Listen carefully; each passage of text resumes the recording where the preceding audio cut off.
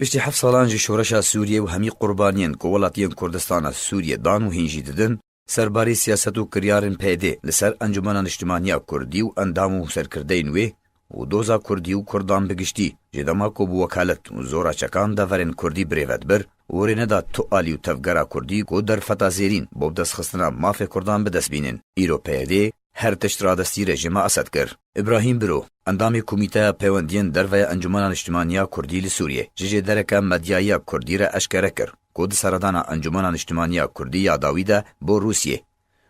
جه انا کسی را گوتیا کود رژیم اسد جارکدی وگره دورن کردستان سوریه بریوبه همی چکدارن لسوریه دناو وان ده چکدارن یپکی کارن وان بداوی هات. برو سربارگر گوت کو پیده او خونا بشکی جوالاتین روجاوای کردستانی و پشتی پیشکش کرنا خوینا جوانین کرد تولی همی قربانین دن پیده او یک بر آویتی کر و به مرجوب آسانی هر تشت را دستی رژیمه کر دی او یک توباندوری لسر خباتا انا کسی ناکا و انجمن اجتماعی کردی دی خباتا خواه بردوام بکا برین هاجی به 10 سالان انا کسی دجی رژیم اسد کار کریا سرباری دی بردوامی سیاست و کریارن پیده جرواندن کوچبر کرن کشتن و ستمکاریا لسر کردان سباند بو انجمن و پارتی نوی را نوستان و وگره رژیم جی وید بن سرپرشتیه که ناف دولتی دبه و ایدی رژیم هاو دکاره مینا بره ستمکاری لسر کردان بکه. درباره رکفتنین پیده و رژیم اسد به هفته ها بوریده شانده که انجمن سوریه دموکراتیک مسد یا سر به پیده و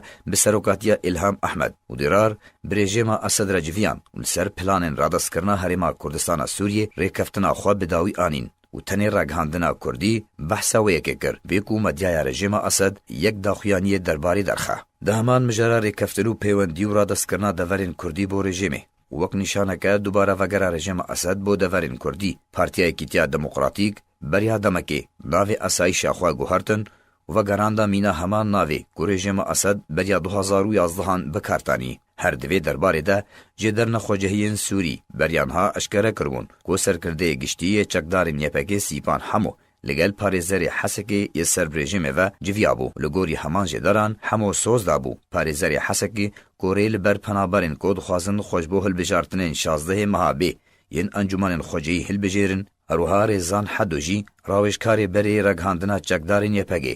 li hevdîtinekê li gel rojnameya Alwatan ya nêzîkî rejîma Esed de gotibû her diyalog yan danûstandin dûrî Şamê were kirin وی لاواز به و هر هبونا لشکری لسوریه نل سرداخوازا رژیم به که حدو به حکومت شرعی بناف کر داگیر کریا مینا امریکا و فرانسا و ترکیه و گوجی کوی داخوازا هفدیتنه بسروک ولاتی خوره سروک بشار الاسد کریا و دیسان او دخوازا سروک خواه ببینه.